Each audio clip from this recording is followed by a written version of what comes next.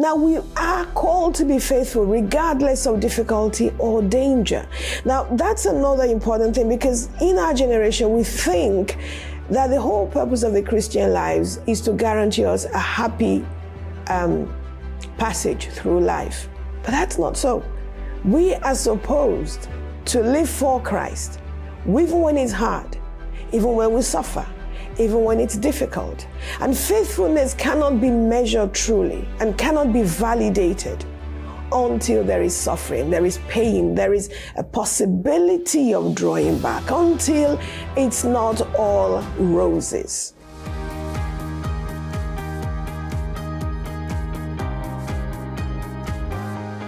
It is required of stewards that they be found faithful. This is one of the most powerful scriptures we've been examining lately. We're talking about faithfulness, and I'm Pastor Bola Ogedengbe from Paris, France, and this is Passion for God.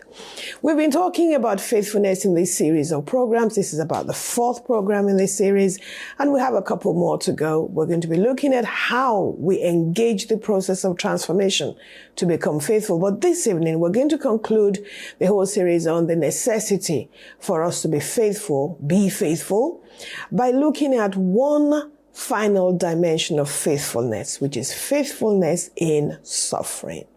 We've talked about being faithful in our walk with God, in our relationship with God. We've talked about being faithful in the administration of the graces that God places upon our lives. We've talked about being faithful in service. And we looked at the example of different people who were faithful in service. The Apostle Paul talks about his son Timothy. He talks about Tychicus, talks about different ones, Onesimus, who are faithful in service. He himself was a demonstration of faithfulness in service. And today we're going to conclude with faithfulness in suffering. Now, suffering obviously in the service of God. Why is this important? Let me read two scriptures to you, and then we'll dive into the issue of faithfulness in suffering. Matthew 23:23, Jesus says, "Woe to you, scribes and Pharisees, hypocrites, for you tithe mint and dill and cumin, and have neglected the weightier matters of the Lord, justice and mercy and faithfulness. These you ought to have done without neglecting the others." So Jesus is saying that tithing is important. You should have done your tithing. Tithe whatever you want to tithe. But even more important are matters such as mercy, justice, and faithfulness. So faithfulness is a weighty matter. Faithfulness is an essential attribute of the believer. And I have said over and over in this series of programs that this is one of the most important lessons you will ever learn, or one of the most important messages you will ever hear as a Christian, the importance of faithfulness. What determines the quality and substance of our lives in God is not what God does, because God always does. It's what we do. It's our response to Him and the degree in which our lives correspond to what He wants. The virtues that we develop and we grow in our lives will determine just how much of the manifold graces of God will be manifest in our lives. It's not just about prayer. It's about becoming. And so in 1 Corinthians 4, verses 1-2, the Apostle Paul says this. This is powerful. A person should consider us in this way, as servants of Christ and managers of God's mysteries. In this regard, it is expected of managers that each one of them be found faithful. That's how I began this program. Now let me read this to you from the Amplified. "So then, let us who minister be regarded as servants of Christ and stewards, trustees, administrators of the mysteries of God that He chooses to reveal. In this case, moreover, it is required as essential and demanded of stewards that one be found faithful and trustworthy." And you see, this faithfulness is constancy, it is reliability, it is dependability, and it is being constant in every situation. The faithfulness by its very nature is something that is manifested and expressed continually in every situation, including in times of suffering. You see, we are a generation that abdicates responsibility.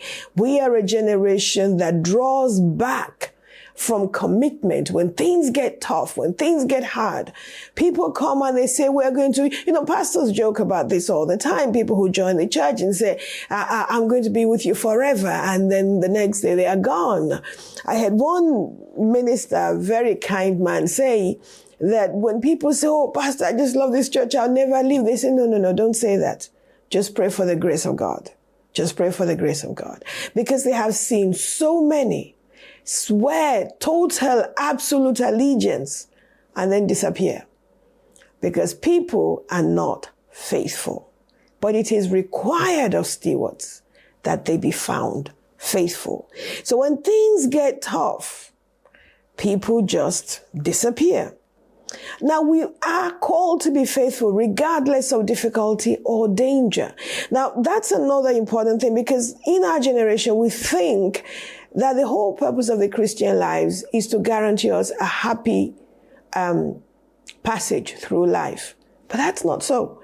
We are supposed to live for Christ, even when it's hard, even when we suffer, even when it's difficult. And faithfulness cannot be measured truly and cannot be validated until there is suffering, there is pain, there is a possibility of drawing back, until it's not all roses. So the Apostle Paul says this, and I'm going to read this long passage because this passage is a message. It's a message in itself. And you see, when we read passages like this, we have to call ourselves into question and say, hey, so what's my problem? Let's read this. 2 Corinthians chapter 11, verses 23 to 29. Are they servants of Christ? I'm talking like a madman. I'm a better one with far more labors, many more imprisonments, far worse beatings, near death, many times. 5 times I received 39 lashes from the Jews. 3 times I was beaten with rods by the Romans. Once I was stoned by my enemies. 3 times I was shipwrecked. I have spent a night and a day in the open sea. On frequent journeys, I faced dangers from rivers, dangers from robbers, dangers from my own people, dangers from the Gentiles, dangers in the city, dangers in the open country, dangers on the sea, and dangers among false brothers. Labor and hardship, many sleepless nights, hunger and thirst, often without food, cold, and lacking clothing. Not to mention other things. There is the daily pressure on me, my care for all the churches. Who is weak, and I am not weak? Who is made to stumble, and I do not burn with indignation? I mean, we could list these things that Paul went through, and these are just a tiny portion of the negative experiences that he had while he was serving Jesus, and he remained faithful. You see, it was a non-negotiable for him. I was saying the other day, I think it was Sunday that I was saying this, that the caliber of Christians we have today, we have all these big churches filled with people who, when persecution breaks out, will betray Jesus. Because they have not been taught that they're expected to be faithful in suffering. That suffering for Christ is normal. That this faith is a faith of martyrs. It's a faith of people who die if they must for the cause of Christ. Someone's going, I don't want to die. The question is, can God count you faithful? Will you continue despite your personal circumstances? You know, there are people who stop coming to church because they have problems. I was talking about people who say things like, yeah, well, I prayed, I didn't get any answer, so I'm not praying anymore. And I'm like, because are you happy now that you're not praying anymore? Now that you have gone beyond prayer, have you suddenly arrived at a place of absolute bliss? Now that you have renounced prayer as a valid option for your life, are you now living a life of total comfort and joy? And so people easily give up when things are hard. But even in suffering, it could be suffering, persecution, it could be personal challenges. We believe in healing. But even in sickness, we must be faithful. One of the best known Puritans was a man called Richard Baxter, and people in the UK will know him. And he was in poor health most of his life, but he was such a powerful preacher. One of the most famous phrases in Christendom is what he said. And this isn't a poem. I could read you the entire poem, but we don't have time. And he said there that he preached as a dying man to dying men. He, because of the frailty of his body, preached as a dying man. But he was preaching to dying men because these ones were dying because they did not know Jesus. We need to recover that understanding that we are called to dying men. We're not called to living men. That the people around us in the world we live in, driving their beautiful Mercedes, living in their wonderful homes, in their high-flying jobs, or whatever kind of jobs they are dying men and women. That understanding needs to come back, because if we don't have that, we will not be willing to suffer. We will think it really doesn't matter very much if we obey Jesus, if we do the will of God in our generation, because everybody is okay. See, this is the reason why people only preach to poor people, because they think that their real problem is their physical poverty. But that is not their real problem. Their real problem is that they are dying men and women, and they need to hear the gospel. And we need to go back to telling believers that they must preach Christ and Him crucified, not come to church and Jesus will bless you. So repent of your sin. You are in mortal danger. Your soul is in mortal danger. And so we should be willing to suffer, if need be. Christians all over the world are being persecuted for their faith. You know, I live in Paris, and sometimes it distresses my soul to see the fickleness of believers, the weakness of believers, the inconstancy of some believers. Not everybody, thank God, of some believers, because I see places in the world where people are suffering, where people are thrown in jail for their faith, where people are beheaded for their faith, and they refuse to renounce Jesus, where people walk kilometers to even get to a meeting. And then we have our people who can't take the train because it's too far, because I have to walk 5 minutes, and all kinds of ridiculous things that are being said and that people do today. So we must be faithful in suffering. You know, there was a man called Demas, and the Apostle Paul at one point was abandoned by Demas. Many of us know the passage where he said that Demas has deserted me. 2 Timothy chapter 4 verse 10. Demas has deserted me. But many of us don't realize, or we don't make the connection between this Demas who deserted him and the same Demas that he spoke about as a co-worker. This was a person who worked with Paul, but who did not remain faithful. And possibly the sufferings of Paul were too much for him. Because Paul said that because he loved this present world. And so he deserted Paul.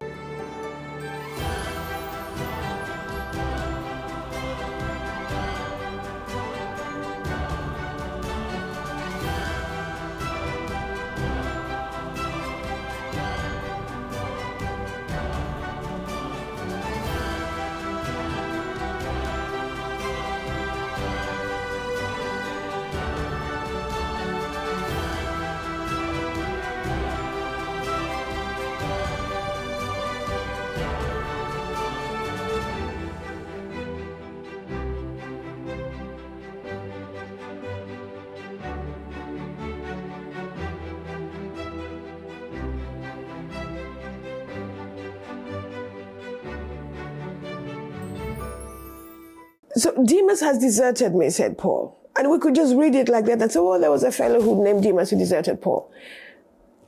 Except for the fact that Paul had talked about this Demas and had referred to him in Philemon 1:24 as a co-worker, along with men like Mark, Aristarchus, and Luke. He said, let me read it to you. Mark, Aristarchus, Demas, and Luke, my co-workers. That in Colossians chapter 4, verse 14, he had mentioned this same Demas in the same breath as the beloved physician Luke. So this was a person working closely with Paul, but he was not faithful in suffering. He deserted him. And can I encourage some man or woman of God who has been deserted by people who had promised loyalty for life, you know? They may have sworn loyalty to you as the Prince of Wales swore loyalty to his father, but they may have already left you. Well, they're Demas's. These things happen. We have to learn to be faithful, whatever situation we find ourselves in. He said, Demas has deserted me. And Jesus requires that we stand for him, even in suffering. This is not some minister who is saying, don't go to that church, you can't leave the church, because sometimes we make it about the ministers, we make it about the church, and we don't know that it's actually about Jesus. That when you abandon a place where God has put you, where because things are difficult, you choose to walk away to go and look for greener pastures elsewhere, it's not actually something that Jesus approves. He doesn't tell you, oh, okay, it's a bit challenging there. Well, go over there. You'll be happier there. No. Jesus needs people who will stay in the challenging places and serve him, stay in the challenging places and work for him. You know, when you look at the 7 churches of Revelation that Jesus wrote to, they were in different situations. Some of them were facing more persecution than others, but there was never a single instance where Jesus said, okay, you guys over there, you need to move because it's a bit challenging there. Go and live in Laodicea. They're cool there. They're wealthy. They're having a good time. There was not a single instance where he told people, okay, leave because it's very hard. And people today think, I don't feel so good here. I'm going to change. I'm going to go over there. And they keep moving around the place looking for what is not lost. We must be ready to suffer. We must be ready to be in a place where things are not easy, but stay there and work hard for Jesus. You know, in John 16:33, the Bible tells us this, I have told you these things so that in me you may have peace. And now we're going to see why he said those things so they may have peace. You will have suffering in this world. Be courageous. I have conquered the world. Can I say to you today, you will have suffering in this world? And I like this translation because many of us in the English-speaking world, we know the KJV version that says, in this world you will have tribulations. And some of us don't even know what tribulation means anymore. We hardly ever hear it said. But it says you will have suffering in this world. You will have suffering in this world. Can I repeat that? You will have suffering in this world. And Jesus' response to that is, be courageous. That's all we need, to just be courageous. Be courageous.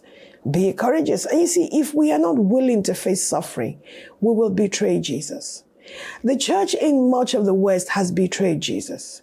We have betrayed his gospel. We have betrayed his truth. We have betrayed his moral values. We have pretended that that which is cursed can be blessed. We have pretended that it is those who are standing for biblical truth who are intolerant. It is just a way of masking our unfaithfulness and our betrayal.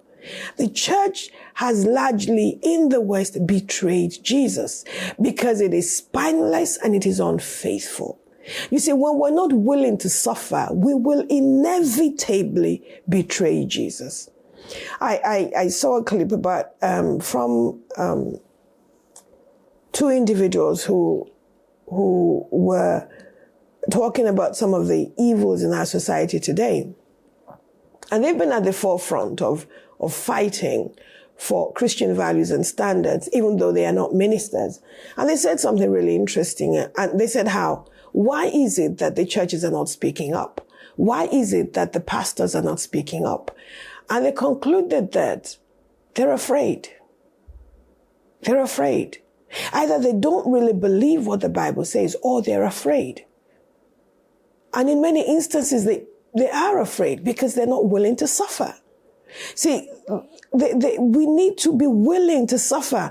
Today, in the West, suffering is, they say you're hateful. You see, it's the new thing. If you don't agree with me, you are hateful. And so we're quiet because we don't want them to call us hateful. Well, be called hateful and suffer for Jesus. Oh, you don't agree with my lifestyle, then you're an evil person. You're an intolerant person. And because we're afraid of being insulted, we're afraid of being bad-mouthed, we're afraid of people calling us names, we become unfaithful to Jesus because we don't want to suffer. When are we going to become like the apostles, who after they had been released from jail, went back to meet their companions, rejoicing that they were counted worthy to suffer for Jesus? I pray that that spirit will come back into the church in the West, that we will be able to stand up for truth and then rejoice when we are persecuted, rather than kowtow into the the changing winds of human opinion. Anyhow, let's go through this very quickly. We're coming to the end of this program. You know, Jesus insists that we accept suffering. He has never told the church to go along with the society. He has always told us to accept suffering.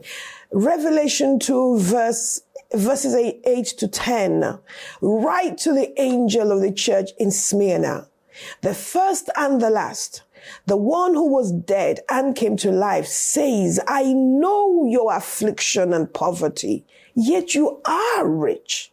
I know the slander of those who say they are Jews and are not, but are a synagogue of Satan. Don't be afraid of what you are about to suffer.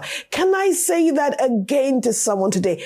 Don't be afraid of what you are about to suffer. Look, the devil is about to throw some of you into prison to test you, and you will have affliction for 10 days. Be faithful until death, and I will give you the crown of life. Anyone who has an ear should listen to what the Spirit says to the churches. The victor will never be harmed by the second death. You see, the real issue here is this.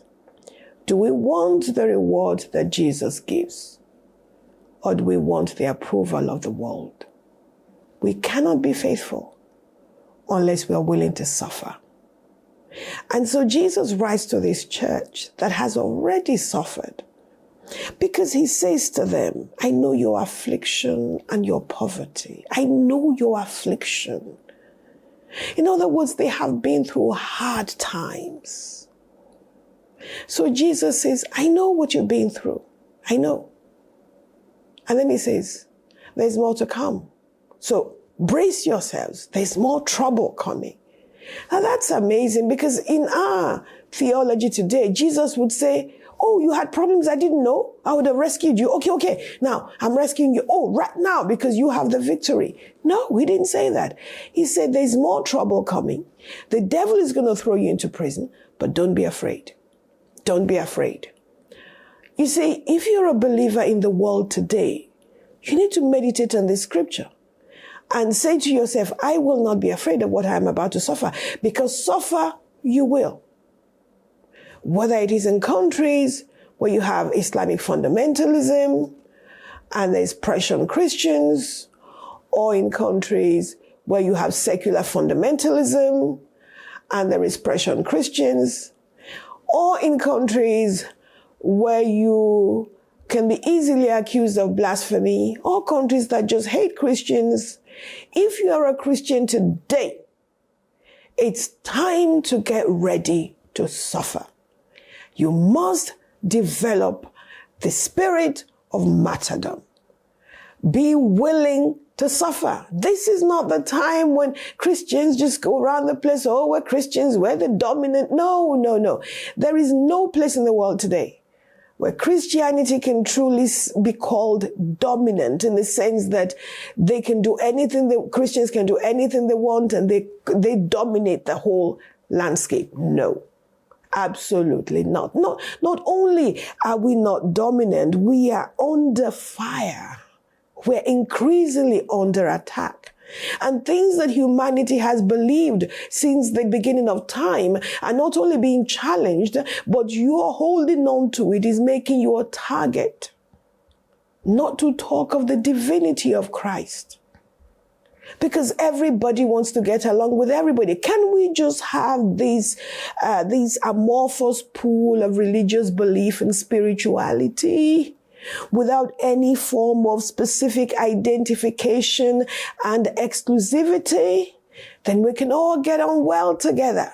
But if you dare to say that there is one called Jesus who is different from everybody else and who alone saves, then you become a troublemaker and a target for attack. So get ready to suffer.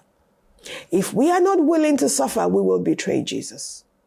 Many of our churches will be emptied out because we have inconsequential believers who have no substance and sustenance, who just do the cool thing and and when trouble comes, they will flee. Jesus said, don't be afraid of what you're about to suffer. He says, be faithful until death. You see, that passage is so clear in the sense of what the will of God is. The will of God is that we be blessed. And the will of God is that if we get into trouble, we remain faithful. And the will of God is if we die faithful. If we perish, we perish. And I'm going to conclude with a story of Stephen. By our standards, Stephen's life was not a success because he died young, but not by God's standards.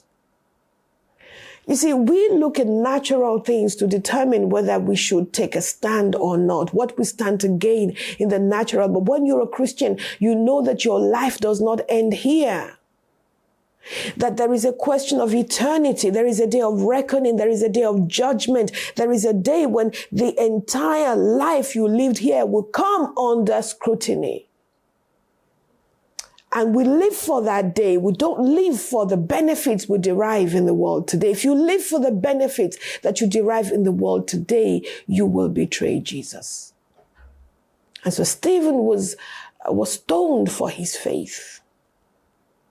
But the amazing thing is Stephen looked up to heaven and the heavens opened.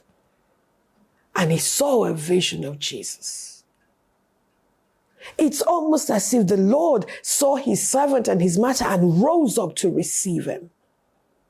And Stephen saw the Lord and he was astounded. He died contemplating the glory of the Son of God. What a successful life. What a successful life. Some people live long and die miserable. Stephen lived a short life and died gloriously. I pray that your vision of your existence will not be limited to this life here, to earthly, temporal benefits. I pray that the Lord will open your eyes to see the true value of faithfulness, that in the day that you stand in his presence, your faithfulness will be judged. It is not your material benefits that will be assessed. It is how well you represented Christ on the earth. I pray that we will all have the courage to be faithful in suffering. That faithfulness will become non-negotiable. Whatever it costs,